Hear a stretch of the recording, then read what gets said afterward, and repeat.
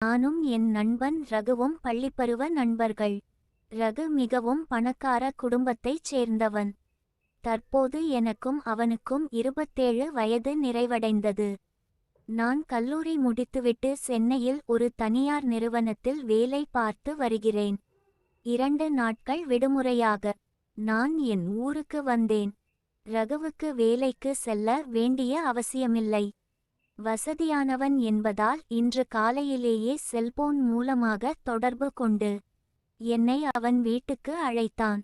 தான் குடும்பத்தோடு தங்கள் உறவினர் ஒருவரின் இறப்புக்காக வெளியூர் செல்ல இருப்பதாகவும் அதனால் தன் வீட்டை பார்த்து கொள்ளும்படியும் சொன்னான்.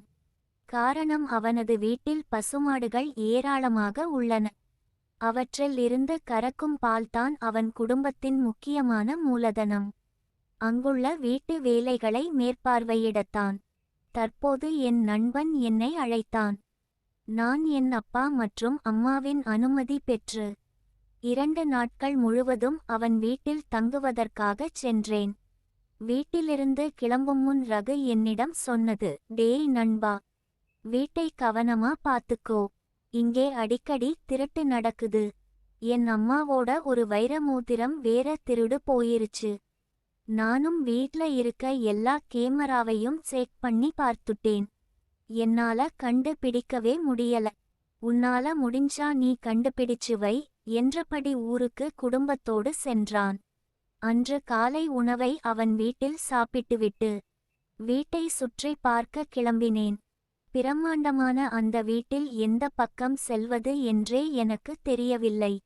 அப்படியே மெல்ல நடந்த வீட்டின் பெரிய வராந்தா பக்கம் சென்றபோது ஜன்னலில் ஒரு காட்சியை கண்டு திடுக்கிட்டேன். அதாவது மாட்டுக்கொட்டகையில் நின்று கொண்டிருந்த ஒரு பெண்.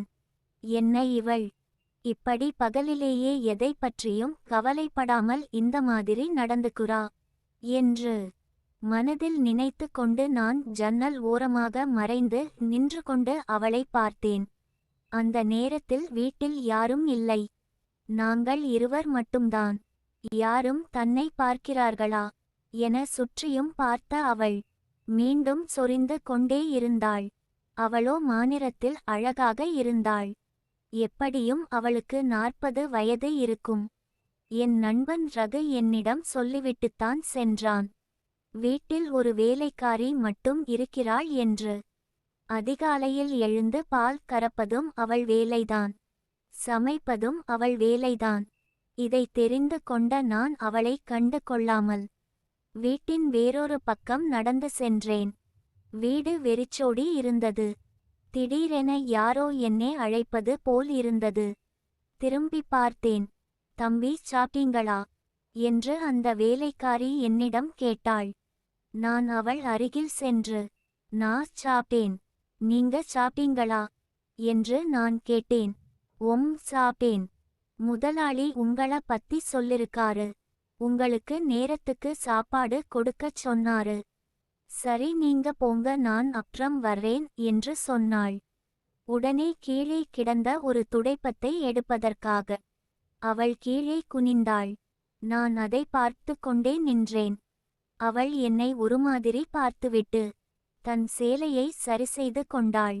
நான் அங்கிருந்து நகர்ந்து வீட்டின் பின்பக்கம் சென்றேன். வீட்டின் பின்பக்கமாக செல்லும்போது அங்கு நிறைய துணிகள் மரத்தில் மாட்டப்பட்டிருந்த கம்பியில் தொங்கிக் கொண்டிருந்தன. அதை விலக்கி விட்டு அந்த பக்கம் செல்ல முயன்றேன். ஆனால் என் பின்பக்க காலரை ஏதோ ஒன்று பிடித்து இழுத்தது. திரும்பி பார்த்தேன். கொடியில் தொங்கிக் கொண்டிருந்த ஒரு துணியின் கொக்கியானது என் காலரை பிடித்து கொண்டிருந்தது. அந்த கொடிக்கு நேராக சற்று தொலைவில் வீட்டு வேலைக்காரி மாட்டுக் கொட்டகையில் மாடுகளுக்கு தண்ணீர் கொடுத்து கொண்டிருந்தாள். கொடியில் தொங்கும் துணியும் அவளுடையதாகத்தான் இருக்கும் என மனதுக்குள் சிரித்து கொண்டேன். அப்போது மீண்டும் வேலைக்காரி சுற்றியும் பார்த்தாள். அவள் என்ன செய்ய போகிறாள் என்பதை பார்க்க நான் கொடியில் தொங்கும் அவளது ஒரு சேலையின் ஒரு முனையை கீழே தூக்கி போட்டுவிட்டு பின்னால் நின்றேன். அவள் சற்று முன் செய்தது மாதிரியே சொரிந்தாள். இதனால் எனக்கு போதை மெல்ல மெல்ல ஏறியது. அவள் ஏன் அவ்வாறு செய்கிறாள் என்பது எனக்கு புரியவில்லை. எங்கே அவள் என்னை பார்த்துவிட்டாள்? ஏதாவது பிரச்சினையாக ஆகிவிடுமோ என்று நினைத்து பின்புற வாசல் வழியாக வீட்டுக்குள் நுழைந்தேன். மதிய வேளை வந்தது. வீட்டின் பால்கனியில் இருந்து நான், "அக்கா, எனக்கு பசிக்குது. சாப்பாடு இருக்கா?" என்றேன். "இந்தா வர்றேன் தம்பி" என்று சொல்லிவிட்டு அவள் வீட்டுக்குள் வந்தாள். வீட்ல நான் மட்டும் இருக்கிறதால சமையல் செய்ய நேரம் ஆயிருச்சு தம்பி.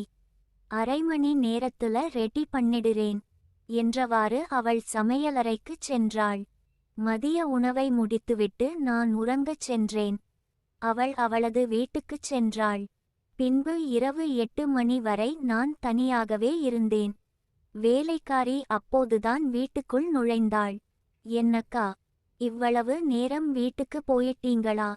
நான் மட்டும் இவ்வளவு பெரிய வீட்ல தனியா இருக்க போராயிருந்துச்சு" என்றேன். அதற்கு அவள், "விடுங்க தம்பி, அதான் நான் வந்துட்டேன்ல, வாங்க சாப்பிடலாம். நான் உங்களுக்காக கறிக்குழம்பு எடுத்துட்டு வந்தேன், நல்லா இருக்கும்" என்று சொல்லிவிட்டு சாப்பிட இலை வைத்தாள். "ஆமா, உங்க பேரு என்னக்கா?" "என் பேரு கவிதா தம்பி." "உங்க வீட்ல எத்தனை பேர் இருக்கீங்க?" "நான் மட்டும்தான் இருக்கேன். என் புருஷன் இறந்த ரொம்ப வருஷமாகுது. என் பையன் வெளியூர்ல காலேஜ் படிக்குறான். நைட்டு இங்கேயே தான் தங்கிக்குவேன்" என்றாள். அங்கிருந்த இன்னொரு இலையை நான் அவளுக்காக எடுத்து கீழே வைத்து, "உட்காருங்க அக்கா, நாம 2 பேரும் சேர்ந்து சாப்பிடுவோம்" என்று சொன்னேன். அவள் சம்மதிக்கவே இருவரும் சாப்பிட அமர்ந்தோம். எனக்கு அவள் ஆட்டுக்கறியை அள்ளி வைத்தாள். அப்படி அள்ளி வைக்கும் போதெல்லாம் என்னை ஒரு மாதிரி பார்த்தாள். மேலும் சாப்பிட்டு கொண்டே அவள் என்னை பார்த்த பார்வையும், அதுவும் இல்லாமல் அவள் கூந்தலில் வந்த மல்லிகைப்பூ மணமும் என்னை மயக்கியது. நான் என்னை கட்டுப்படுத்திக் கொண்டு சாப்பிட்டு எழுந்தேன். சிறிது நேரம் கழித்து அவள் என்னிடம் வந்து, "தம்பி, வேற எதுவும் வேணுமா?" என்றாள். "ஏக்கா அப்படி கேக்குறீங்க?" என்று நான் கேட்டேன். "இல்ல தம்பி, எனக்கு தூக்கம் வருது. காலையில 3 மணிக்கு எந்திரச்சு பால் கறக்கணும்." "சரி தம்பி, நான் போய் தூங்குறேன்" என்று சொல்லிவிட்டு அவளுக்கென ஒதுக்கப்பட்ட அறையை நோக்கிச் சென்றாள். எனக்கு என்னவோ அவளை பார்க்கும்போது வேலைக்காரி மாதிரியே தெரியவில்லை. அந்தளவுக்கு அழகாக இருந்தாள். எனக்கோ அவள் மேல் ஒரு ஈர்ப்பு வந்தது. ஆசையை அடக்கிக் கொண்டு தூங்கப் போனேன். இரவு தூங்கிக் கொண்டிருக்கும்போது திடீரென, "தம்பி, தம்பி" என்ற சத்தம் கேட்டு திடுக்கிட்டு எழுந்தேன்.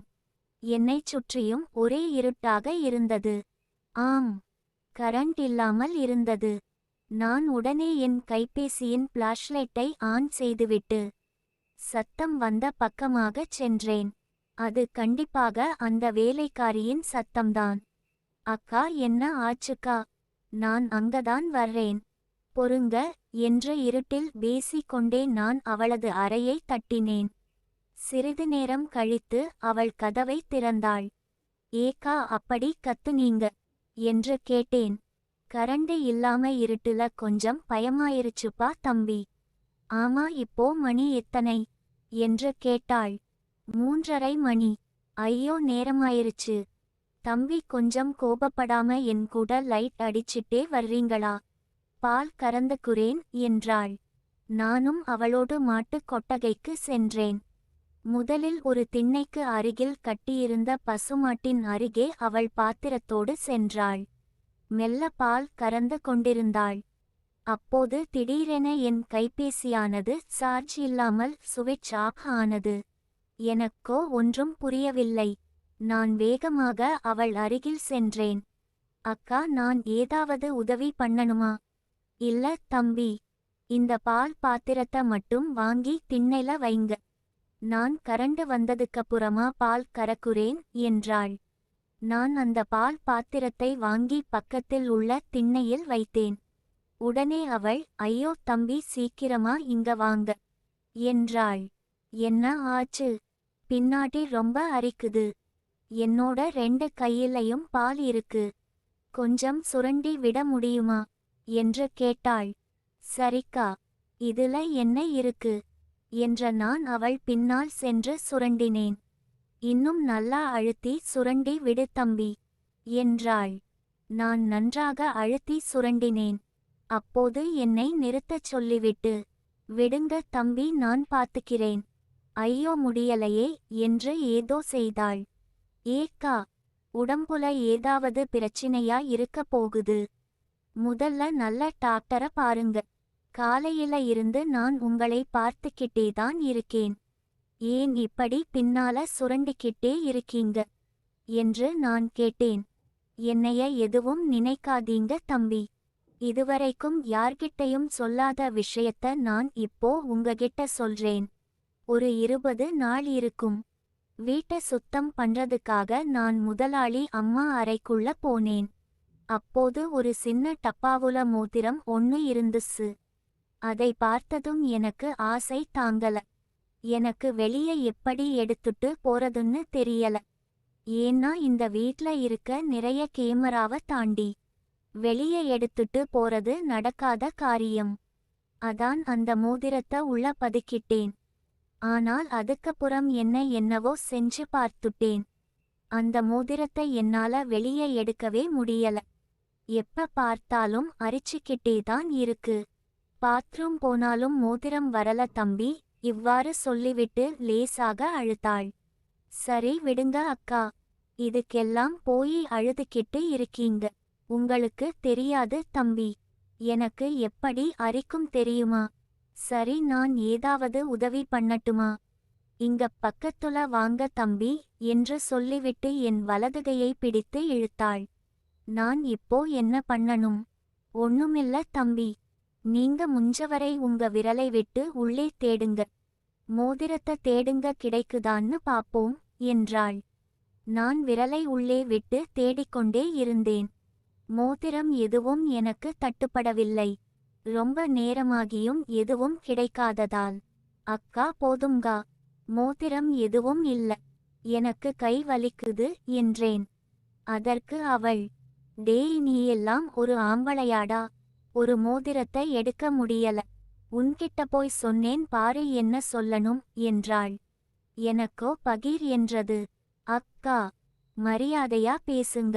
வாடா போடான்னு சொல்லாதீங்க. இப்போ என்ன உங்களுக்கு மோதிரத்தை எடுக்கணும் அவ்ளோதானே? நான் இப்போ எடுக்கிறேன் என்று சொல்லிவிட்டு அவளை பிடித்து திண்ணைக்கு பக்கத்தில் கொண்டு சென்றேன். அக்கா, திண்ணை மேல கைய வச்சு நல்லா நில்லுங்க என்று நான் சொன்னேன். சரி என்று சொல்லிவிட்டு அவள் திண்ணையை பிடித்து கொண்டு நின்று கொண்டாள். ஒரு வழியாக எங்களின் ஆட்டத்தின் காரணமாக அந்த மோதிரம் வெளியில் வந்தது.